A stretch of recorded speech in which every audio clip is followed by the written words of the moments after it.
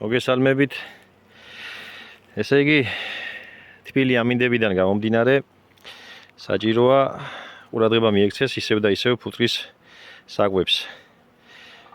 იანვრის თბილმა ამინდებმა გააქტიურა ფუტკარი. დაადობია ბევრი კვერცხი და არის საშიშროება, რომ არ ეყოს თაფლის მარაგები. რას ვაკეთებთ ამ შემთხვევაში? როდესაც ასეთი შედარებით სუსტი ოჯახია, დაახლოებით, ნახევარ კორპუსს რომ ავსებს ისეთი, ასეთ ოჯახს ჩაუდები ტიხარი, თბილი ტიხარი.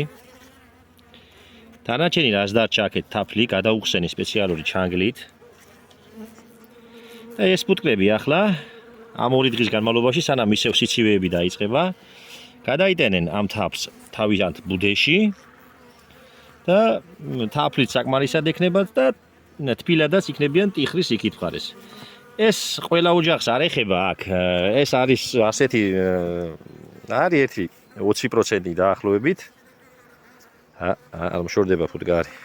გაბრაზდნენ. 20% არის დაახლოებით ასეთი ოჯახები და ასეთ ოჯახებს, ასეთ ტიხრებს ჩაულაგებ და ამ ცელოფანს ისევ ჩაუდებ აქ ამ მხარეს, აქ ამ ადგილზე.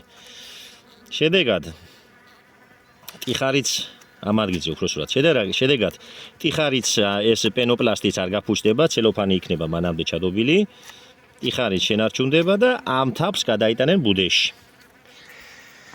ერთი სიტყვით მეფუტკრეობა არის ნახევრად ტექნოლოგია, ნახევარი, ანუ 50% ტექნოლოგია და 50% იმპროვიზაცია რა, ხელოვნება.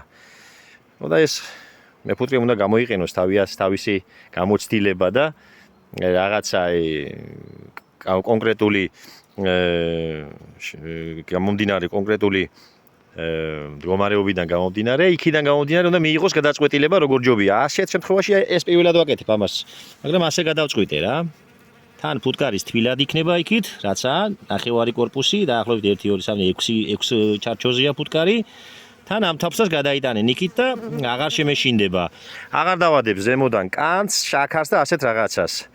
მირჩევნია მის ნამდვილ თაფლზე იყოს, შეესიენ უკვე. აბა წარმატებები.